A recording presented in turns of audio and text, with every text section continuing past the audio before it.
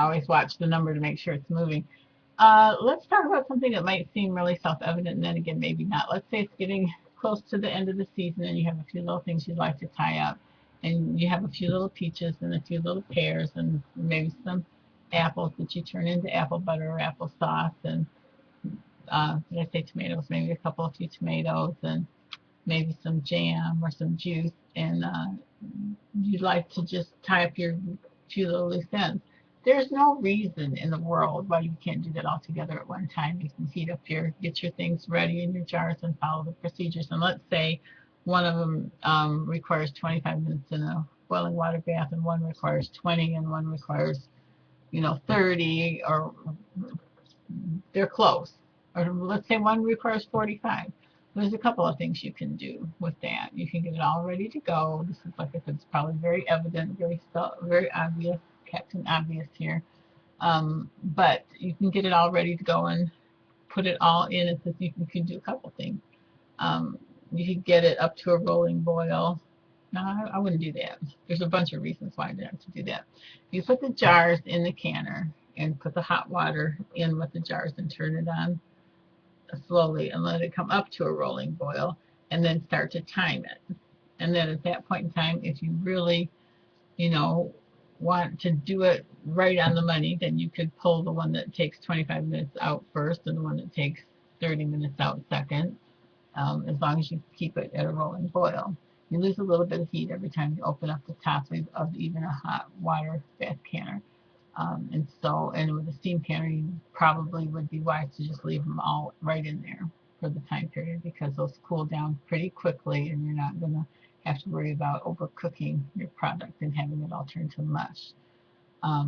Even with a steam canner, when I use a steam canner, I come to the end of the processing time and I turn the burner off and I let it sit just like it is for a good time. And this time of year, as it starts to get cooler outside, we have our windows open, and we have our, did it quit doing it? Can't tell if it's going. There it goes. We have our windows open and our doors open, and if you got a cool breeze coming in, you really don't want that hitting your jars that are still boiling on the inside. Let's keep it out of a draft if possible. Um, let's see what else was going to say on that. Oh, the other thing. Okay, that's for basically water bath canning type thing, but not really. It's for everything. The same. Let's say you're pressure canning, and let's say you're doing chili or stew, or let's see, chili or stew or soup of one kind or another. Anything that has multiple items in it.